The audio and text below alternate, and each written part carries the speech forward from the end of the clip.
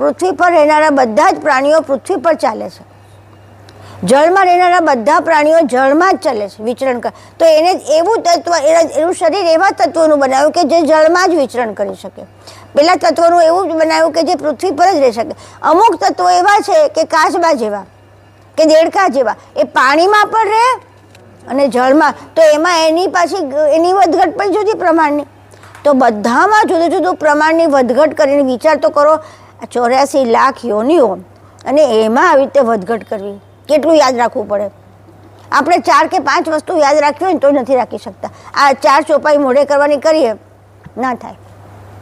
જ્યારે એમણે 84 ઘાટના બધી યોનિઓમાં બધી વધઘટ, બધા 5 તત્વોની વધઘટ કરી, એ ક્યાંથી કેવી રીતે કર્યું? એ વધઘટ તો કરી, એ બધું મૂક્યું, પાછું એ પ્રમાણે પાછું બધું લીન કરી નાખ્યું. અને પાછી નવી સૃષ્ટિનું સર્જન થાય ત્યાર પાછું એનું એ ના હોય, પાછું જુદું જ હોય. તો કેટલી એમની હવે પાછું એવું કે આ 9 બુદ્ધિમાંથી કરતાની 9 બુદ્ધિમાંથી એક જ બુદ્ધિ એમણે અહીંયા વાપરી છે.